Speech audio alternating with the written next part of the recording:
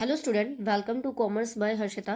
तो जैसा कि मैंने अपने चैनल पे कई सारी प्लेलिस्ट बना रखी है बीबीए के स्टूडेंट्स के लिए, बीकॉम और एमकॉम और आपका एमबीए के स्टूडेंट्स के लिए। तो उसमें मैंने तीन मेन प्लेलिस्ट बनाई है। एक आपकी मैनेजमेंट की प्लेलिस्ट है जिसमें मैनेजमेंट में मैंने बेसिक से आपको पढ़ाया है, और दूसरी प्लेलिस्ट आपकी बिजनेस इन्वायरमेंट की है, ठीक है, जिसमें हमने बिजनेस इन्वायरमेंट बेसिक से पढ़ा है। और तीसरी प्लेलिस्ट आपकी माइक्रो इकोनॉमिक्स है। तो माइक्रो इकोनॉमिक्स में अभी तक हम यूनिट 10 तक डिस्कस कर चुके हैं। आज हम यूनिट 11 डिस्कस करने जा रहे हैं, जो कि है आपका कॉस्ट आउटपुट रिलेशनशिप। ठीक है, तो अगर हम कॉस्ट आउटपुट रिलेशनशिप की बात करें तो इस चैप्टर के नाम से ही क्लियर है कि इसमें हम डिफरेंट टाइप्स ऑफ कॉस्ट की बात करेंगे, जैसे कि शॉर्ट रन कॉस्ट हो गई, लॉन्ग रन कॉस्ट हो गई, टोटल कॉस्ट हो गई, वेरिएबल कॉस्ट हो गई, आपकी फिक्स्ड कॉस्ट हो गई, मार्जिनल कॉस्ट हो गई। तो इस चैप्टर में हम धीरे धीरे करके सारी टाइप्स ऑफ कॉस्ट को समझेंगे और आपस में इन कॉस्ट का क्या रिलेशन है एक दूसरे से वो भी हम समझेंगे। ठीक है, तो चलिए आज का वीडियो स्टार्ट करते हैं। और अगर आपको वीडियो पसंद आएगा तो लाइक कर दीजिएगा और ज्यादा से ज्यादा लोगों को शेयर करिएगा ताकि ज्यादा से ज्यादा लोग बेनिफिट उठा सके। ठीक है, तो चलिए स्टार्ट करते हैं। अगर हम इंट्रोडक्शन की बात करें तो फर्म की जो कॉस्ट होती है उसको टिपिकली हम जो है दो टाइप्स में डिवाइड करते हैं। ठीक है, फर्म की जो भी कॉस्ट होती है उसको हम दो टाइप्स में डिवाइड करते हैं। इसको हम शॉर्ट रन कॉस्ट और लॉन्ग रन कॉस्ट में डिवाइड करते हैं। अगर हम शॉर्ट रन कॉस्ट की बात करें तो short run cost is a time frame in which at least one factor of input is fixed and can not be change. तो शॉर्ट रन एक ऐसा टाइम फ्रेम होता है जिसमें एक फैक्टर ऑफ इनपुट फिक्स्ड होता है जो कि चेंज नहीं होता, वो हमेशा फिक्स होता है, और अदर जो है वो वेरिएबल होता है। ठीक है, अगर हम लॉन्ग रन कॉस्ट की बात करें तो ये ऐसी सिचुएशन होती है where every factor is variable and can not be change. तो लॉन्ग रन कॉस्ट में हर एक फैक्टर वेरिएबल होता है और ये चेंज हो सकता है। लेकिन अगर हम शॉर्ट रन कॉस्ट की बात करें तो शॉर्ट रन कॉस्ट में एक फिक्स्ड फैक्टर होता है जो कि कभी भी चेंज नहीं होता और अदर फैक्टर्स वेरिएबल हो सकते हैं। ठीक है, तो यही बेसिक डिफरेंस है दोनों में। तो अगर हम कॉस्ट आउटपुट रिलेशनशिप की बात करें तो इसको टू पार्ट्स में डिवाइड किया गया है, शॉर्ट रन एनालिसिस और लॉन्ग रन एनालिसिस। ठीक है, अगर हम शॉर्ट रन एनालिसिस की बात करें तो ये एक फिक्स्ड पीरियड होता है where some factors of production are fixed while others are variable, जिसमें कुछ फैक्टर ऑफ प्रोडक्शन फिक्स्ड होते हैं और कुछ वेरिएबल होते हैं। ठीक है, अब फैक्टर ऑफ प्रोडक्शन क्या है इसको मैं आपको स्टार्टिंग में ही बता चुकी हूँ।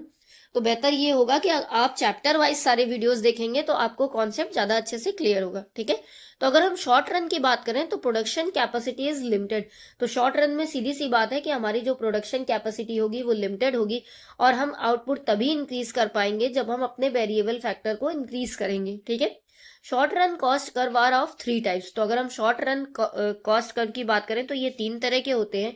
एक आपकी टोटल कॉस्ट होती है जिसको हम टीसी कहते हैं, एक आपकी एवरेज कॉस्ट होती है जिसको हम एसी कहते हैं, एक आपकी मार्जिनल कॉस्ट होती है जिसको हम एमसी कहते हैं। ठीक है, चलिए अब हम डिटेल में समझते हैं इनके बारे में।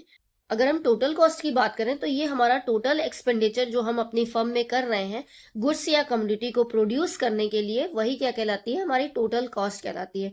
तो it is a sum total of fixed and variable cost. तो अगर हम टोटल कॉस्ट की बात करें तो इसके लिए हमें फिक्स्ड कॉस्ट और वेरिएबल कॉस्ट को ऐड करना होगा, तब हमारी टोटल कॉस्ट निकल के आएगी। अगर हम फॉर्मूले की बात करें तो TC is equal to TFC plus TVC होता है।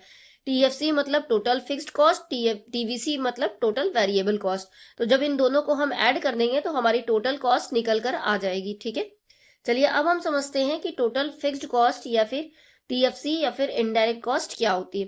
तो अगर हम टीएफसी की बात करें तो the cost that remains the same regardless of output level called as TFC. ठीक है, तो टोटल फिक्स्ड कॉस्ट ऐसी कॉस्ट होती है जो कि चेंज नहीं होती, चाहे हमारा आउटपुट कितना भी बढ़ जाए या आउटपुट हो या ना हो, लेकिन हमारी जो टोटल फिक्स्ड कॉस्ट है वो हमेशा चेंज नहीं होगी, फिक्स्ड होगी। ठीक है, तो TFC is also known as overhead cost. तो टीएफसी को हम ओवरहेड कॉस्ट भी कहते हैं।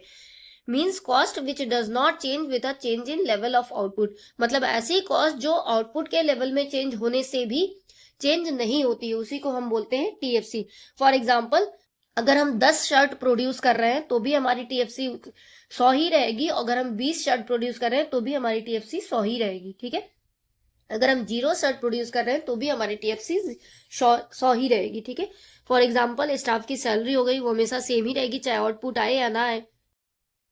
ऑफिस का रेंट हो गया, इंटरेस्ट ऑन लोन हो गया, ये सब सेम ही रहता है। ठीक है, कॉस्ट देखते हैं टीवीसी, जिसको हम टोटल वेरिएबल कॉस्ट कहते हैं या फिर प्राइम कॉस्ट कहते हैं या फिर डायरेक्ट कॉस्ट कहते हैं। तो ऐसी cost that changes as output level changes, मतलब टोटल वेरिएबल कॉस्ट ऐसी कॉस्ट होती है जो आउटपुट के लेवल में चेंज करने पर चेंज हो जाती है, उसी को हम टोटल वेरिएबल कॉस्ट होते हैं। मतलब टीएफसी टीवीसी दोनों आपस में अपोजिट है। टीएफसी में हमारा जो कॉस्ट है वो चेंज नहीं होगा, चाहे आउटपुट का लेवल बढ़े या घटे या जीरो आउटपुट हो, लेकिन वेरिएबल कॉस्ट में हमारा आउटपुट का लेवल चेंज होगा तो हमारी वेरिएबल कॉस्ट भी चेंज हो जाएगी। ठीक है, तो इसको हम प्राइम कॉस्ट और डायरेक्ट कॉस्ट भी बोलते हैं।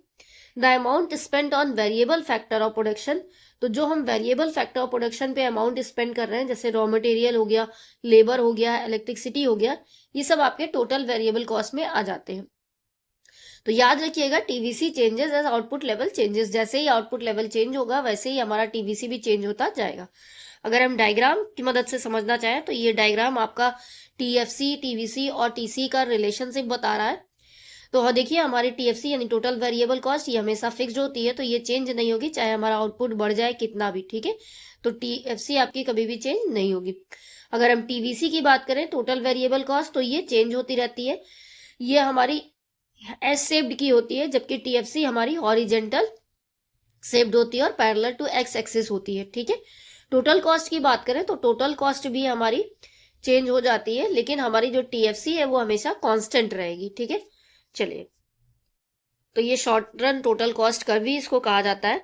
तो अब हम शॉर्ट में अगर समझे तो टीसी का फॉर्मूला क्या हो गया, टीएफसी प्लस टीवीसी, और टीएफसी का फॉर्मूला क्या हो गया, जब हम टोटल कॉस्ट में से टोटल वेरिएबल कॉस्ट निकाल देंगे तो टीएफसी निकल आएगा, और टोटल वेरिएबल कॉस्ट के लिए हम टोटल कॉस्ट में से टीएफसी माइनस कर देंगे तो टीवीसी निकल आएगा। ठीक है, चलिए अब हम डिटेल में समझते हैं कि आपस में इन तीनों में क्या रिलेशन है। ठीक है, तो अगर हम बात करें तो TFC curve start from point on Y axis and is parallel to X axis. तो हमने देखा है कि हमारा टोटल फिक्स्ड कॉस्ट कर्व जो है वो पैरेलल होता है एक्स एक्सिस के, और वाई एक्सिस से वो स्टार्ट होता है। ठीक है, चलिए आगे देखते हैं। दिस इम्प्लाइज दैट इवन, तो ये क्या दर्शाता है, ये दिखाता है कि हमारा आउटपुट जीरो होगा तब भी हमारी जो फिक्स्ड कॉस्ट है वो सेम रहेगी। ठीक है, चलिए अब अगर हम टीवीसी कर्व की बात करें तो टीवीसी कर्व हमारा राइज करता है अपवर्ड में ऐसे ही। ठीक है, this implies that TVC increases as the output increases, तो जब भी हमारा आउटपुट इंक्रीज करेगा तो हमारी टोटल वेरिएबल कॉस्ट भी इंक्रीज करेगी। ठीक है, दिस कर्व स्टार्ट्स, तो ये कर्व स्टार्ट होता है फ्रॉम द ओरिजिन, ये हमारे ओरिजिन यानी जीरो से स्टार्ट होता है, which shows that variable cost are nil when the output is zero. तो जब आउटपुट जीरो होगा तो वेरिएबल कॉस्ट भी क्या हो जाएगा, जीरो हो जाएगा। लेकिन फिक्स्ड कॉस्ट के केस में हमेशा वो अगर 100 है तो 100 ही रहेगा, चाहे आउटपुट जीरो ही क्यों ना हो। ठीक है, तो ये बेसिक डिफरेंस होता है। The TC curve is inverted S shape, TC curve हमारा इन्वर्टेड एस शेप्ड होता है, जबकि टीवीसी कर्व हमारा एस शेप्ड होता है। This is because of TVC curve, TVC curve की वजह से हमारा total cost curve inverted S shape का होता है। ठीक है, क्योंकि टीएफसी कर्व तो हमारा पैरेलल है हॉरिजेंटल एक्स एक्सिस के, लेकिन जो टीवीसी कर्व है वो भी इन्वर्टेड एस शेप्ड है, इसलिए हमारा टीसी कर्व भी इन्वर्टेड एस शेप्ड होता है। ठीक है, चलिए आगे देखते हैं। Thus the TC curve is the same shape as a TVC but begins from the point of TFC rather than the origin।